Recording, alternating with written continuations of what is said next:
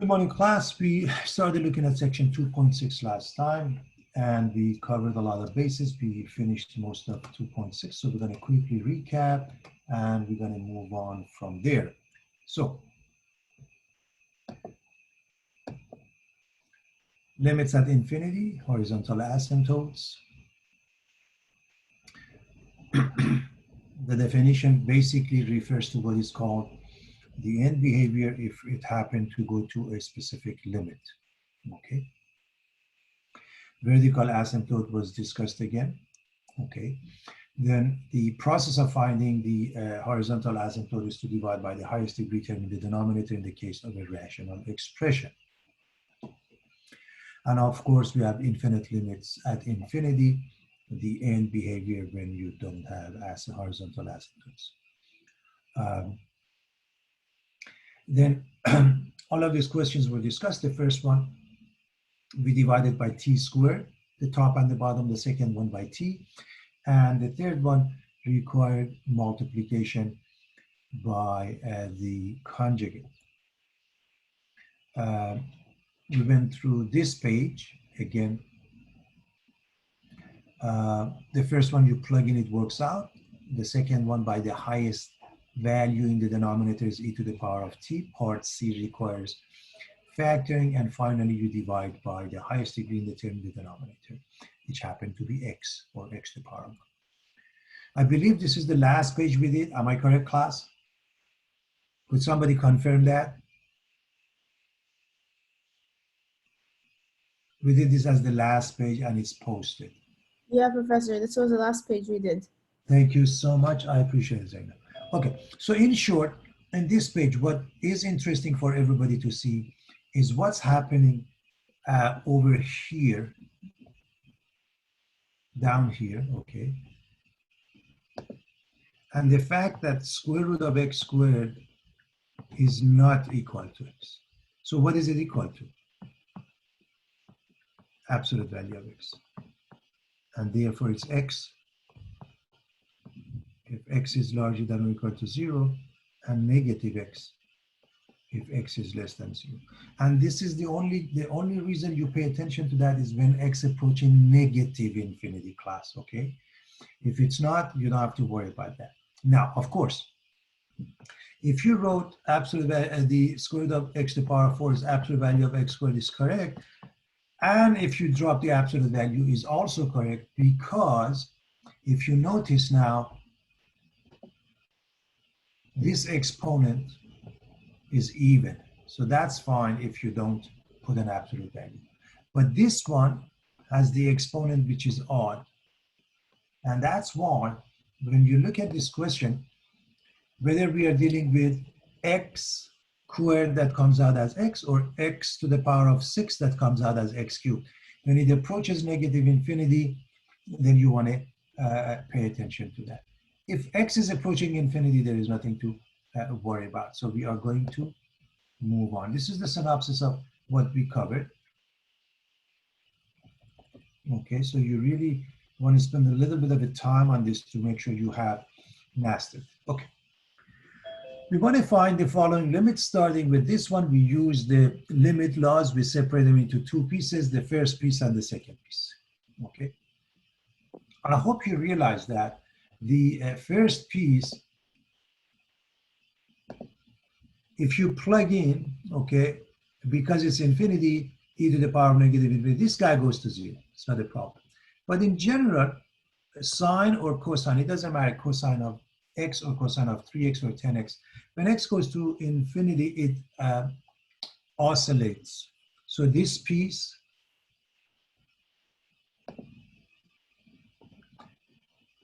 goes to 0, but this oscillates and doesn't exist. Therefore, the answer is does not exist. So one more time, two pieces. The first piece gives us 0. Why? Plug in. The second piece, the limit of sine or cosine as x goes to infinity, it oscillates, okay? Here's the next one. And notice the same concept that was discussed when it comes to rational expression. This is not. You divide by highest degree in the denominator in the case of a rational expression. In this case, you divide by the highest value, which is e to the power of 3x. So let's divide everything by the highest value in the denominator, e to the power of 3x. One by one. See what happens. The first one gives you 1. The second one, when you divide it, gives you e to the power of minus 6x. I hope you see that. The same thing happens for the denominator. Now, as x goes to infinity, this guy goes to 0, this guy goes to 0. The answer is 1 over 1. And simply the answer is 1. Very straightforward. I hope everybody is comfortable with the concept. Okay, class? So one more time, a quick recap. You divide by highest value in the denominator is e to the power of 3x. You end up here. And e to the power of minus 6x. That means e to the power of minus infinity, which is 0. Okay. Let's look at this piece. And let's see what technique we need to use to come up with the answer. Whenever it involves something like a sinusoidal function, you have to see the context. Sine is always between -1 and 1. So if sine is between -1 and 1, sine squared is between 0 and 1. That's something we have discussed that before when we did the squeeze theorem before, and we are going to do the same thing here. Now, look at this expression. We want to make it look like this expression. What is missing? 1 over x squared plus 1. All right, so let's multiply all sides by 1 over x squared plus 1. We are multiplying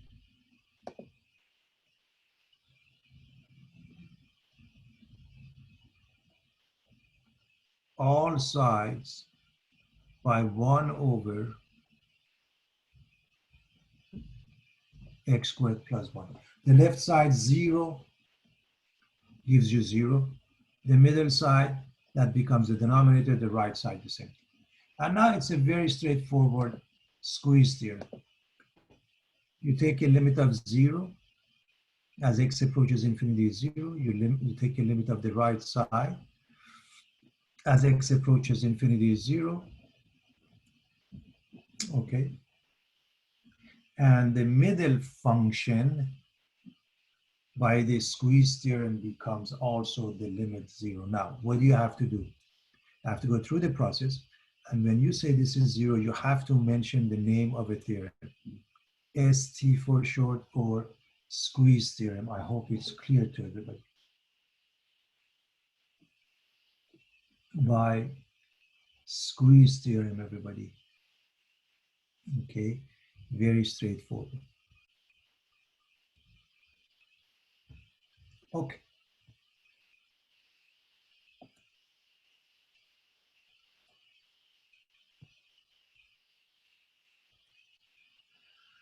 Let's find the limit of tan inverse of ln x as x approaches 0 from the right. You simply plug in essence. And we've discussed that already. ln of 0 from the right, you all remember the graph. Okay. So you can interchange tan inverse and ln. Even if you don't do and plug in, that's fine. Remember, this is a composite function. And so you have tan inverse of negative infinity. Now, what is tan inverse of negative infinity? It has got to do with you remembering the tan inverse, okay? That goes from negative power 2 to power 2, okay? And the restriction that you put on tangent. So because remember, none of the trigonometric functions is 1-to-1. We put restrictions, and the restriction on sine is the same as tangent, with the exception that on sine, you have the end points in the case of the tangent. We don't. And so the answer is negative power 2. So I'm going to refresh your memory about the graph, and it may be helpful.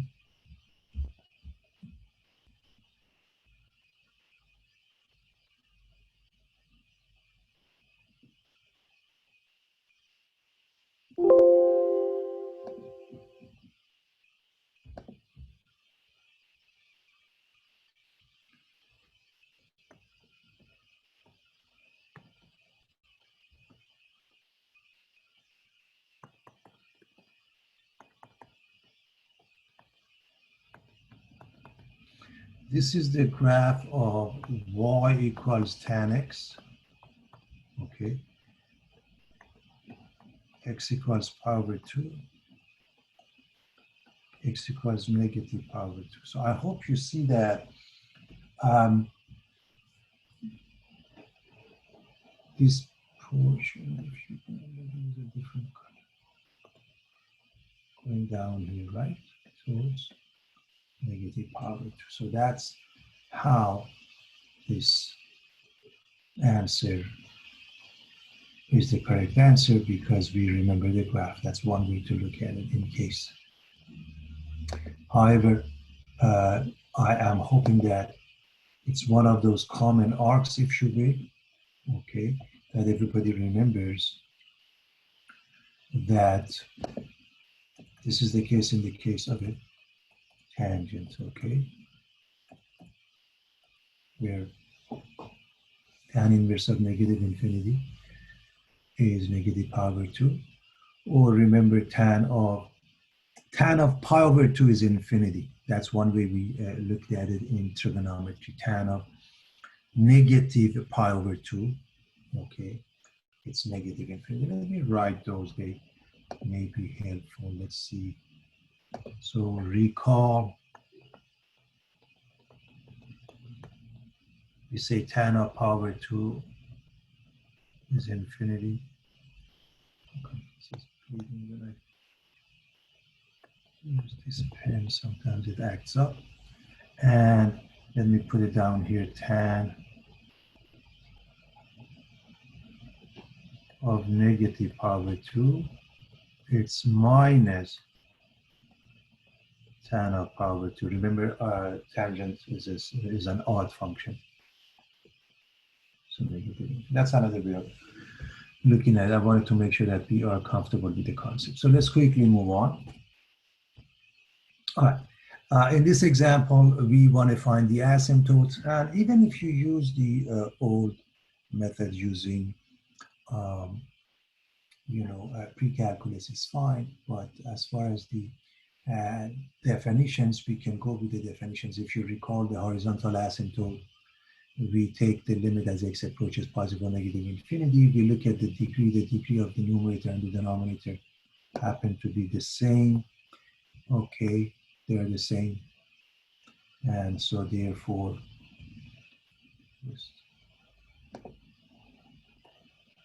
and because they are the same, it becomes basically 2/3. Or you can divide by x squared and say, I'm assuming from here to here, you take your time to prove that. Of course, the proof is division by highest degree term in the denominator, which is x squared. By now, you have enough practice. You do it in a split second. The vertical asymptote, the limit of f of x as x approaches some number, okay, is infinity or negative infinity. And the good old way is you can set the denominator equal to 0. I'm assuming everybody is very comfortable with the factor.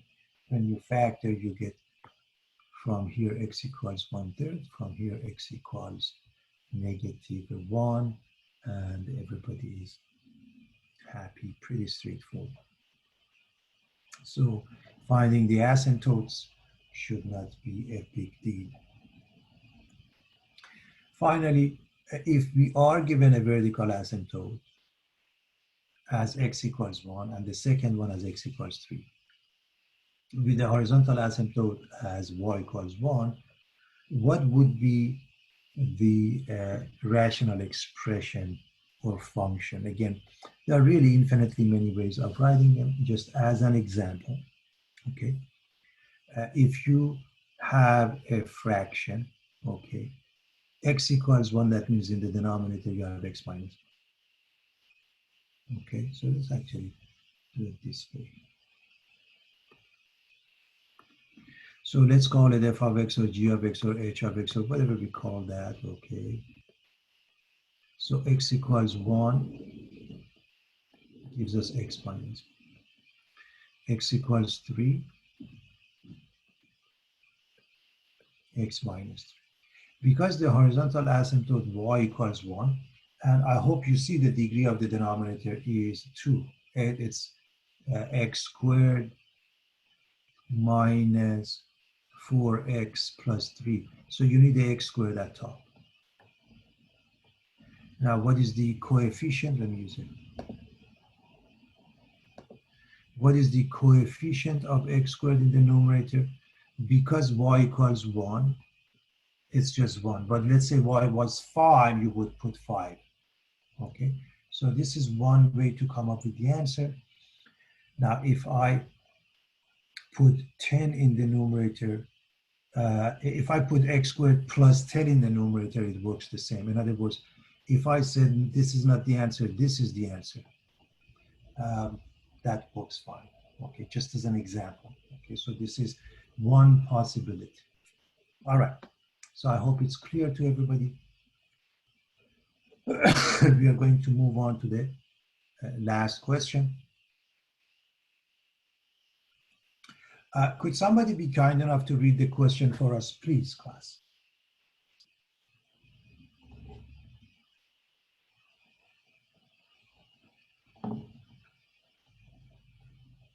I'm sure you're tired of hearing me. Could somebody be kind enough to read the question, please? I can read it, Professor. Please. A tank contains. Go ahead. You got it. You got it. No, you got it. You can go. You got it. Okay, fine. A tank contains 5,000 liters of pure water. A brine that contains 30 grams of salt per liter of water is being pumped to the tank at a rate of 25 liters per minute. Show the concentration of salt after t minute in grams/liter is B to t is equal to 30t all over 200 plus t. What happens as t goes to infinity? Thank you all. Thank you so much. And thank you for participating. Class, the first part is algebra. We want to prove what they have given us is correct. Okay, so that's the first thing I want everybody to understand. Part A simply says, okay, this is the answer. Yes, show that. Okay. Understand, we want the concentration of salt. So what is concentration of salt? Amount of salt over the total amount of liquid. That's the first thing. Understand the meaning of it. Okay. How much salt we have, how much liquid. Okay. First, we have 5,000 liters of pure water. That's the amount of liquid we have. First, nothing else. Then we are adding. What are we adding? Brine. Okay. Brine has what? 30 grams of salt per liter. Okay. Of water being pumped into.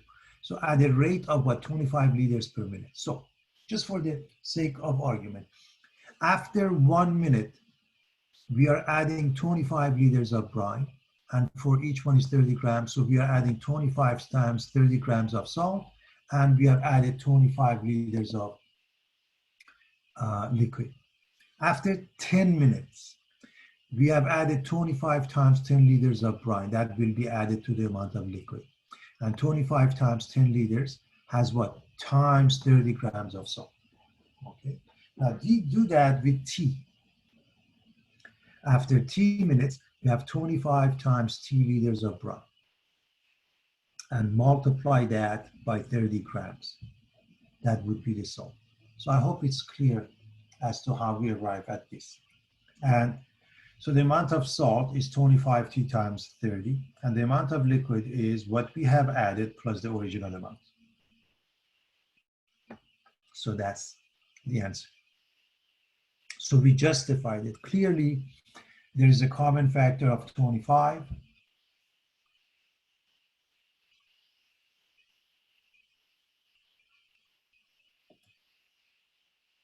And this is the answer. So it's very straightforward, class. I hope everybody is comfortable with that.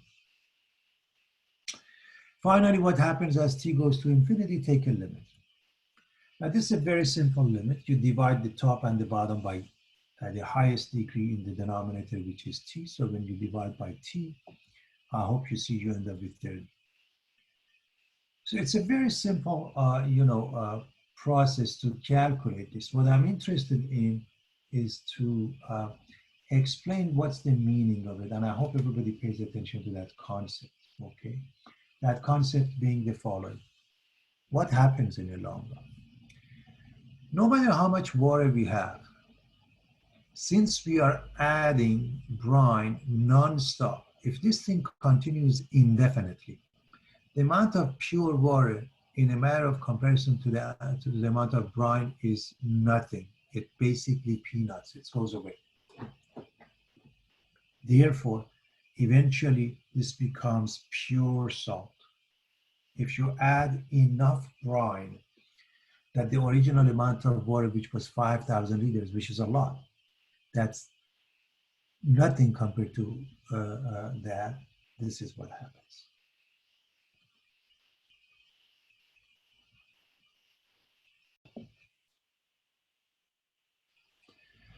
All right, class, we are moving on to the next section, 2.7, derivatives and rates of change. And so first, we are looking at the synopsis of what has been covered, the concept of a limit, a one-sided limit. When they are identical, the limit exists.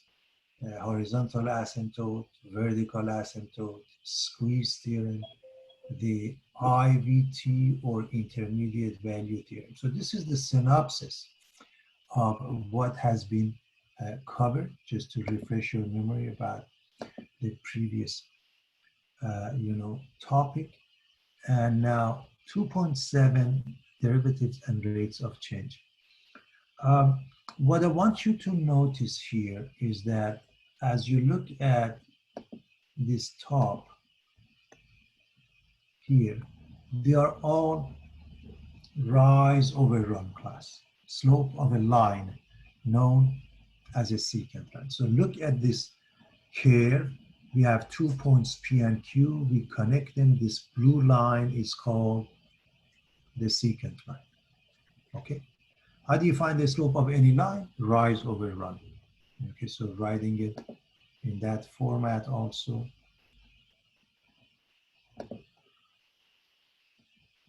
Rise over run. Delta y over delta x. Changing y over changing x. Okay, nothing brand new. Now notice what's going to happen as far as the graph is concerned before we move on to this concept of a tangent line. I want everybody to pay attention to various ways of writing it. If you look at this one, class, this is A, this is X. Here's the formula. This comes from here. I hope you see that. You call the first point A, the second point X. So that's it. Now look at this last one. If the first point is A, and then H is the distance, we call this A plus H. Look at the second one. Okay. What else we can do there? We can, so this distance of H is the same as delta X. If you call this delta X, class, this H can be changed to delta X. Again, I'm just showing you they all mean the same thing, slope, okay? If I change this one to B, okay? If I change it to B, you can look, class, if I change it to B, it gives me the last definition. What is my point? All of this referring to the same thing, slope of a line, end of the story. Nothing brand new, nothing scary. Okay. Now what happens? The blue lines are all secant line. Now we are interested in calculus, we are interested in a tangent line at P. And you have 1 point. So how do you come up with this slope? Well, you see the secant line and you move the Q closer and closer and closer to P. As you get closer and closer to P, you get closer and closer to what? To the tangent line. So I hope you realize the concept. So Q moves towards P, okay? You can say H goes to 0 or delta X goes to 0. Or you can say B goes to A or X sub 2 goes to X sub 1. All of them mean the same thing. So we define the instantaneous rate of change as follows. Take a look. Slope of a tangent line is the limit of slope of a secant line as Q approaches P. Okay, if we use this one, this is the definition. The limit of f of x minus f of a over x minus a as x approaches a. If we use this one, we get this one. Equation of a tangent line. This is class, nothing more than a point slope. So let me write that for you so you don't think it's a big deal. You don't even have to memorize it. This is y minus y1 equals m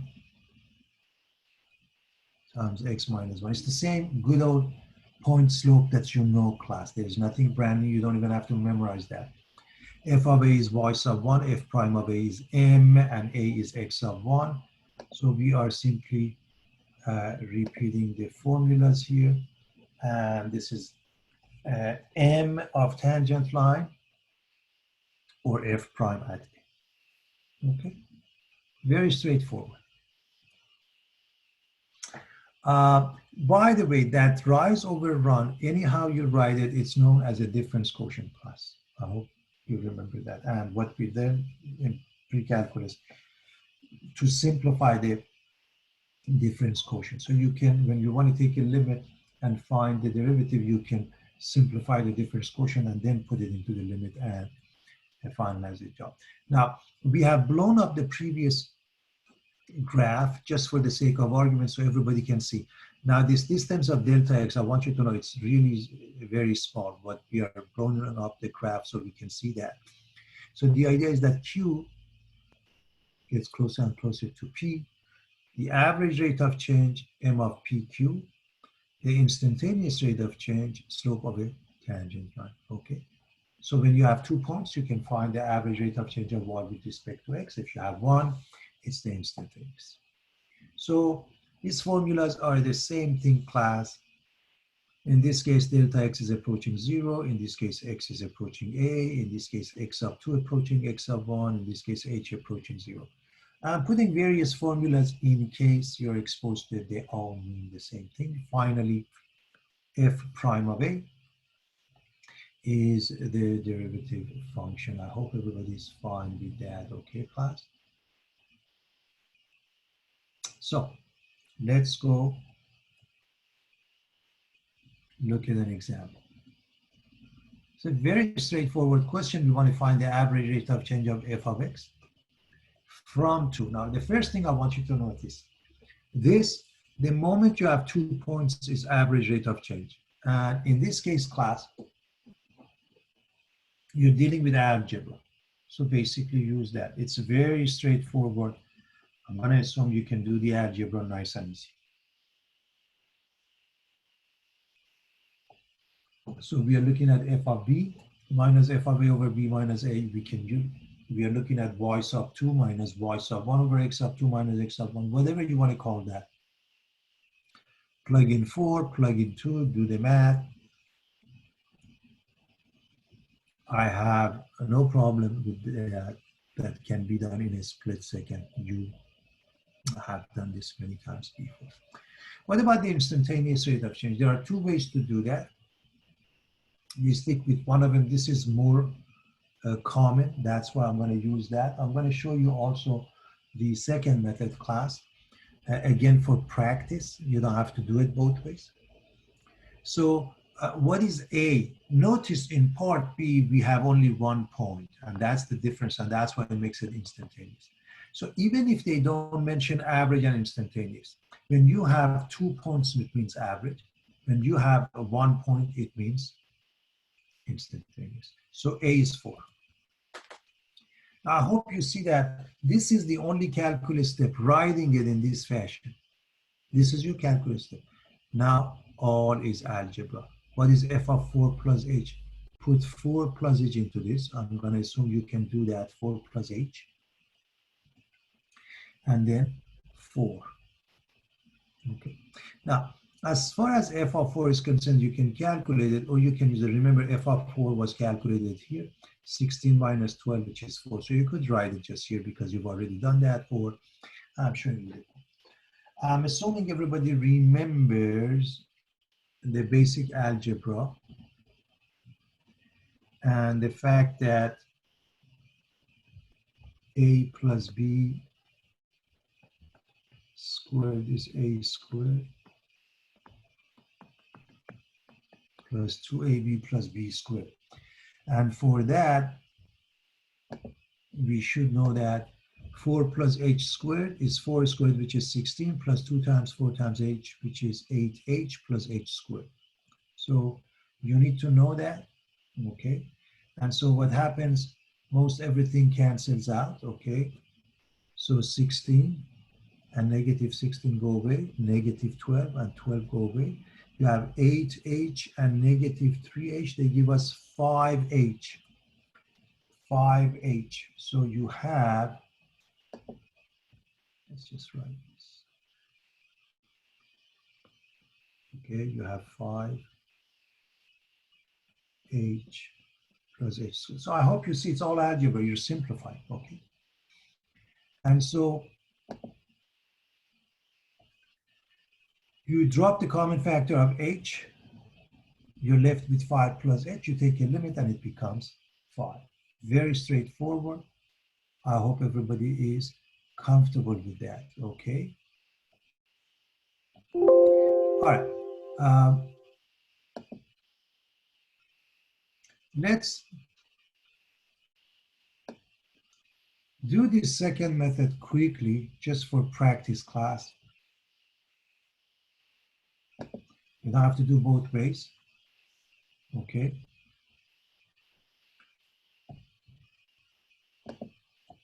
So this is the definition. And we are going to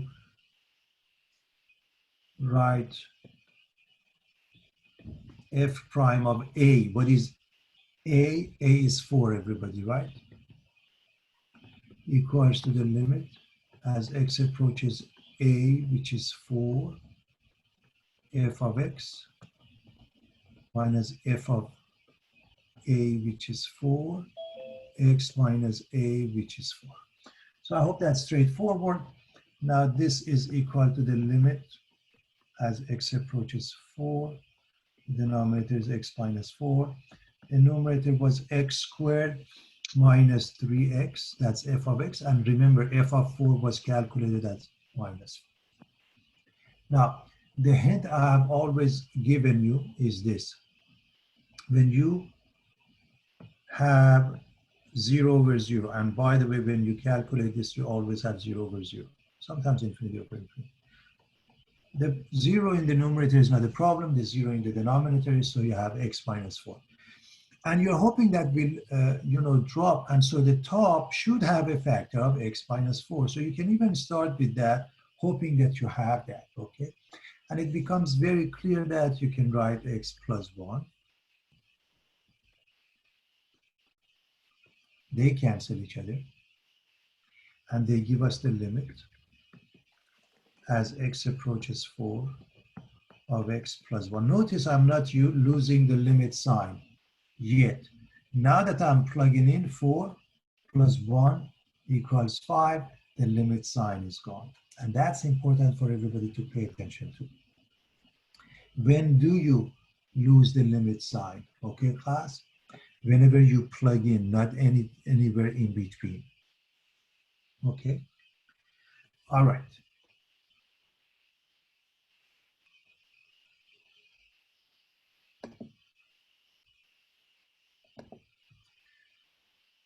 So that's that. Again, do you have to do both ways? Absolutely not. I did it for practice, okay? So you are exposed to both methodologies, okay? Finding an equation of a tangent line, class. How do you find an equation of a tangent line? Just the way you find the equation of any line, you need two things. You need a pair and you need the slope. Okay, the pair is given. And by the way, speaking of the pair, I want to make sure everybody understands that in case they give us only x, you plug in and we get to the 1. Okay, just in case. At a equals 1, f of x equals x squared, and we are going to use one of those formulas and find the slope. So we use the limit. We use the first one. F of x is x squared. Okay, a is number 1. The x coordinate of the pair is a. So replace it. So you replace the f of x with x squared, you replace the a with 1. When you're here, you're practically done with calculus. Now your algebraic techniques, they kick in and the top can be factored out. And again, remember the problem is x minus 1 in the denominator giving you 0. So you probably have x minus 1 at top. You do, you get rid of it, you get x plus 1, and you plug in and you find your slope. It's pretty straightforward, class. Okay, there's really not much to it. Y minus y1 equals m times x minus x sub 1. You don't have to memorize the formula that was on the first page. It's the same formula, point slope. So y minus y1, which is 1, equals m to x minus x sub 1, which is also 1. And in calculus, unless otherwise mentioned, we always put it in slope intercept form. Slope intercept form, y equals mx plus b, y equals mx plus b. We are done with this, but again, for practice, I want to show you how to find the slope using the second one, this definition, just so we are exposed to it. We know what's A. A is the x coordinate of the pair. Now plug in 1 plus h into the function. And when you want to plug in 1, since it's given to you, you don't have to. The y coordinate is given, otherwise you have to. Now it's a simple case of algebra. 1 plus h squared is 1 plus 2h plus h squared. One of the things that students normally miss is the middle term. Don't do that, class. Be very careful. So 1 and negative 1 cancel each other. You factor out the h from the numerator. It drops and you get to the same answer. Look at this number. The same as this number. And that's all we wanted. We just wanted to make sure we get the same answer, class, okay? Just wanted to make sure that we get the same answer and there is not much to it. Okay, everybody? All right. Let's look at the next example. And in the case of a next example, I want you again to pay attention to the fact that x is 16 or a is 16. If you plug in, you get 4. Okay, you plug in, you get 4. So they may not give us that. So let's find again the derivative function, or then it becomes the slope when you plug in a. Through the process of limit, a is 16. Okay, class. Now here's what I want to make a point of. So this is your calculus step and you're done. Now you plug it in, okay, into the function square root of x. Everybody knows square root of 16 is 4, but just for the sake of argument, I'm going to keep it as that in case, even if it wasn't a perfect square and it was square root of 15, the process would be the same, okay, which means multiplication by the conjugate, class, because you have 0 over 0, okay? And so the conjugate, this negative sign basically becomes positive. And the top, each piece comes out. 16 plus h comes out, 16 comes out. And what about the denominator? As I've mentioned it many times by now, don't do anything, don't.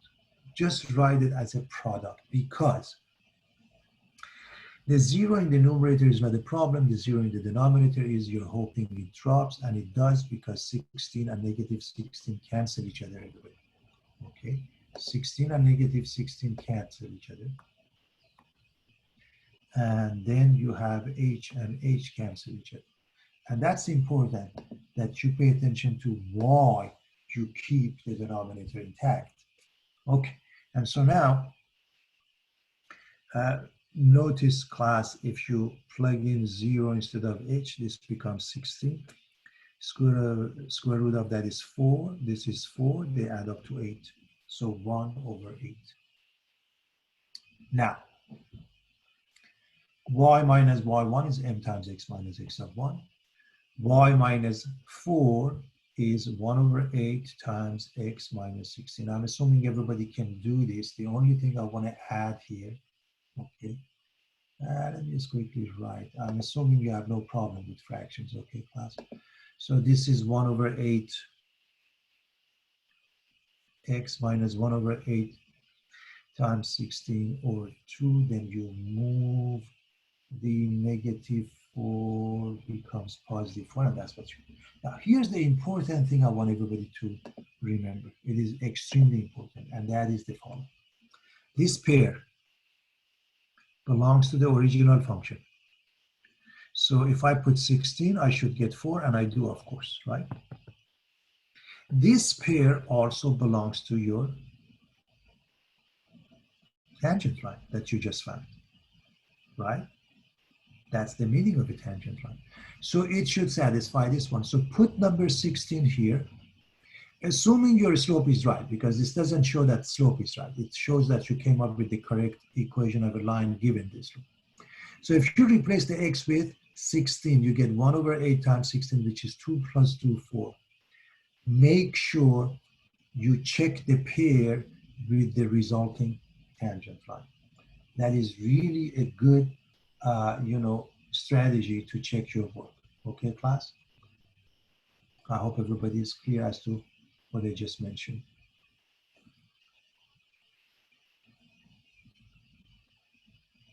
Okay. I hope that's straightforward, class. All right, and so the distance in feet is given, the position function or the distance function. S of t is 2t squared minus 5t plus 40, okay? And we are asked to find the velocity from to. I hope you realize this is the basic idea you know. Delta y over delta x, or in this case, delta s over delta t, class.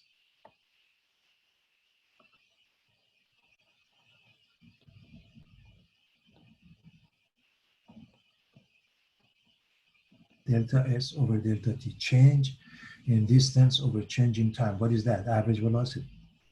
Okay, you cover 100 miles.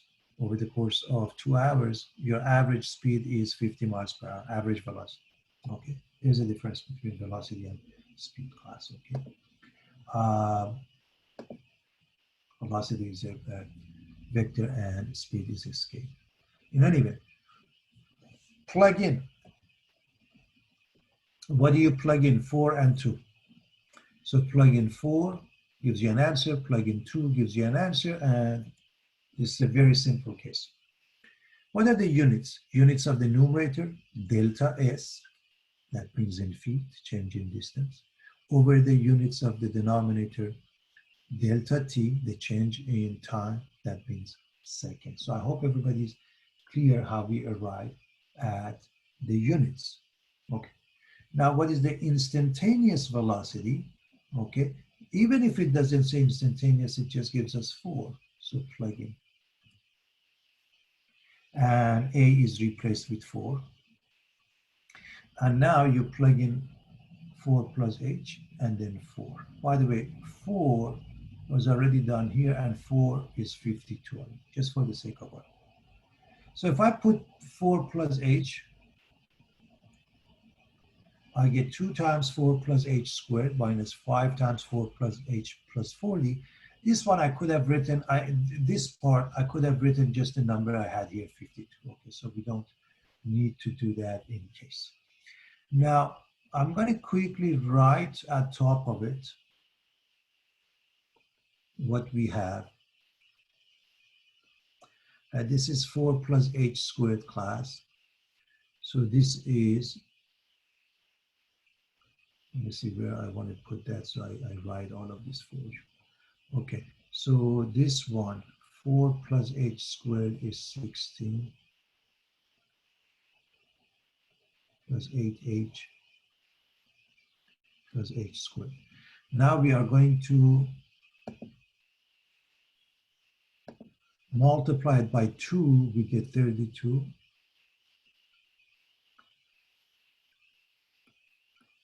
Plus 16H plus 2h squared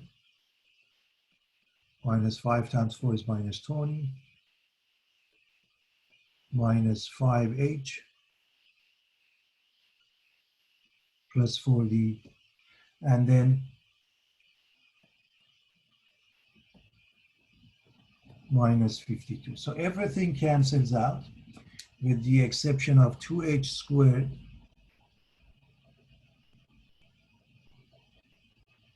and 11h. You drop the common factor of h,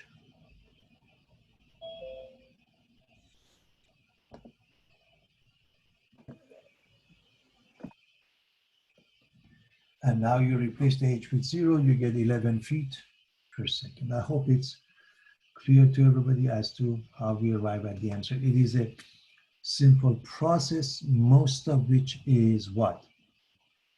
Algebra. Most of which is algebra. And I think we've had enough practice with limits that we should be able to handle it. This section and the next section is about the definition, and after that we get to the formulas. But we use the definitions to prove the formulas that we come across, so it's important that you be comfortable. All right. In this case, we are to find an equation of a tangent line for the function given y equals g of x. We don't have the function, it's called g of x. At a specific point, x equals 5, okay. So let me use my laser pointer here. So at x equals 5, if g of 5 is known to be -3 and g prime of 5 equals 4. So class, in order to come up with the equation of a line, we need two things. We need a pair and we need the slope. Is the pair given? Can anybody tell us if the pair is given?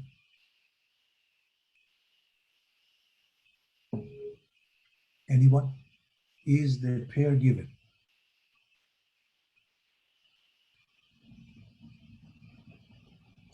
So No, to come just up X.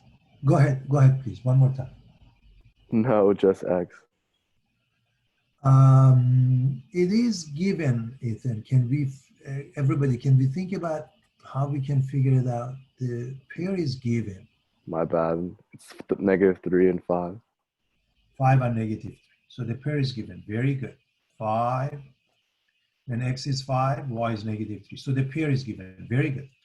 We also need the slope. Is the slope given? We need the slope of a line. Is the slope given? No. Yes. Yes. G prime of 5. And that's the idea, understanding what's given. G of 5 equals -3, that means the pair is given.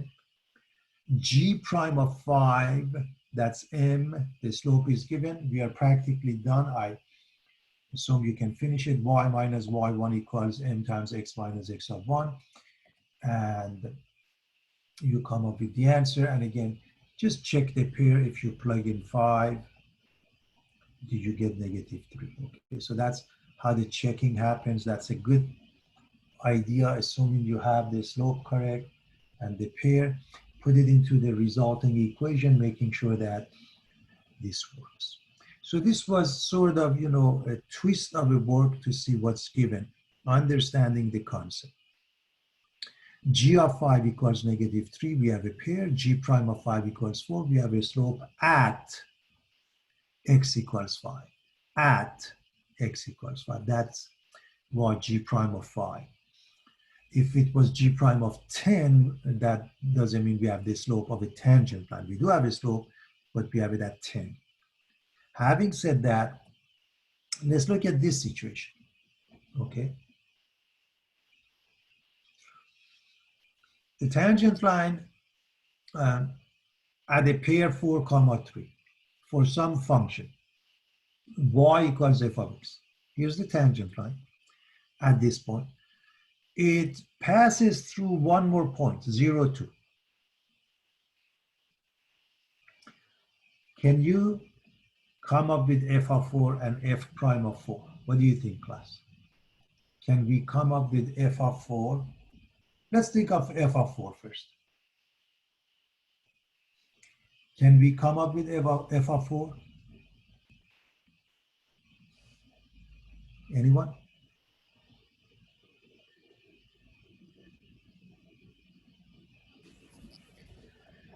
Okay. Isn't this pair given? So what is f of 4? 3. 3. Beautiful. Now, tangent line that at this point passes through this point. Can we come up with f prime of 4, class? Anybody?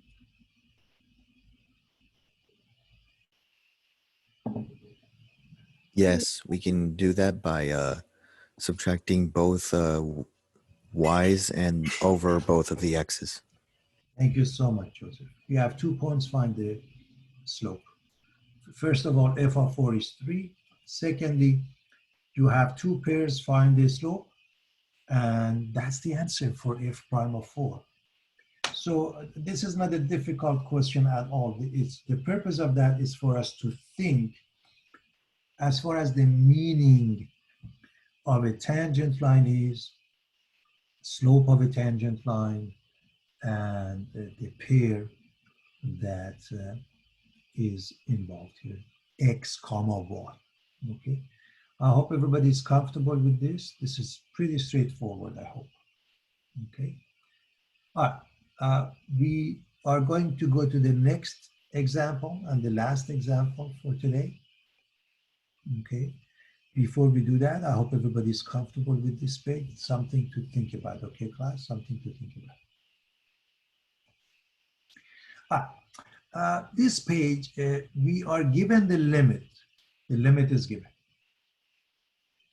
And we want to compare to either this top, everybody, or this bottom one. There are 2 formulas that define f prime of it. We want to compare. So it's by inspection. I want you to know it's by inspection. And figure out what is f of x, what is a. Okay, I hope everybody is clear what we are looking for. Number 1, we are comparing this to the top or the bottom one. Which one do you think we should compare it to? Anybody?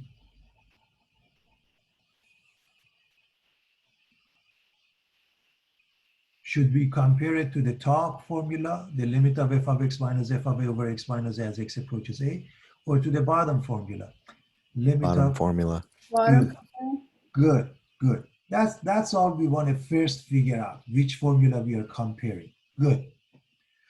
Now that we are comparing that, okay, we want to figure out what is the function f of x. Think about, this is by inspection, class, so you have to think about it a little bit.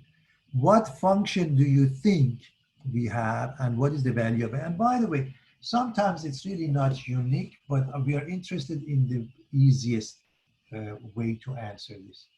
F of x equals, anybody?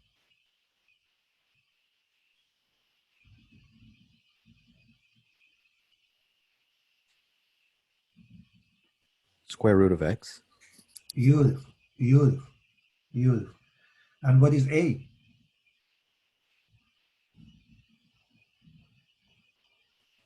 Uh, 9. And notice square root of 9, class. What is square root of 9? See? 3. So that works. After you come up with the answer, check your work. Because you are coming up with the answer with this inspection, class, okay? You're inspecting. All right, so here's the second one. And I'm assuming everybody understands we're going to do the same thing. We're going to compare to the same thing, okay? We're going to call it f prime of a is this limit, and compare it to the second equation, this one. Okay, everybody, let's do the comparison. So let's give everybody a chance to do the comparison. And think about, and remember, as we did with the previous one, whatever you come up with, then quickly check it, see if it makes sense, okay? So what function we have and what is h? Okay, what function we have and what is h?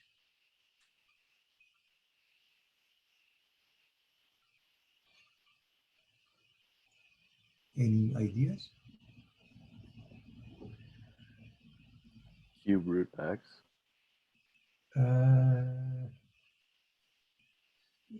You mean A function. not cube root, okay? You mean, remember, okay, what is the value of number 3? What is number 3? 3 plus h, a plus h. 3 plus h, a plus h. So what is number 3? Number 3 must be The A. A, agreed? Okay, so that one is out of the picture. So we got the A. And then remember, it's f of A that gives you 8. And this is 2 to the power of x. I hope you see it's 2 to the power of x. And when you replace it with 3, 2 cubed gives you 8. 2 cubed gives you 8. Again, this is by inspection class. It takes a little bit of a time by inspection. By inspection. Okay. Now, if you let f of x be 2 to the power of x and choice of a is 3, you get this one. Okay. And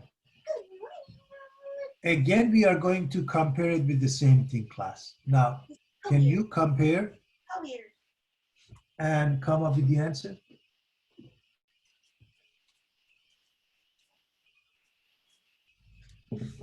What is the function?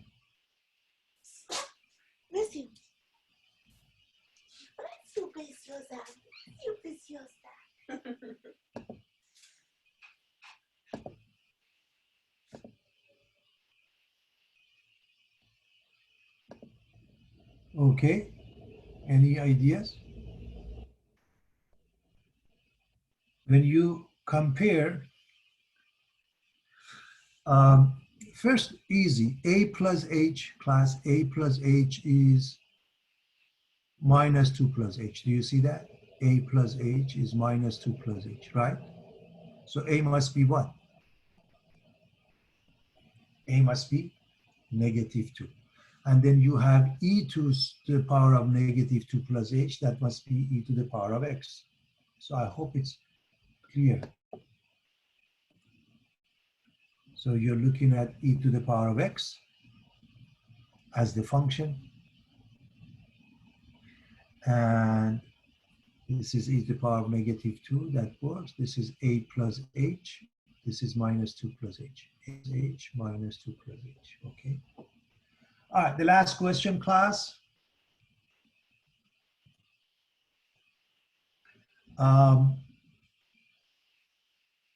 What do we compare this one to? Which one? Which limit? The top or the bottom?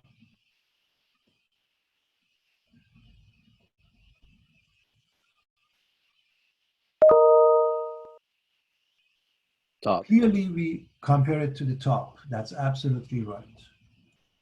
By the way, as far as the function, I want to make sure we write this function, but this one is f prime of theta instead of x. I want you to know that. But not a big deal. Compare. What is f of theta? What is a? Let's start with the easy one. What do you think a is? Remember, x is replaced with theta, okay? So theta is approaching pi over 6, right? And this is the denominator. So that's your a, very simple. And this is f of x. So this is f of x or f of theta. It's pretty straightforward. It's just a matter of comparison, class.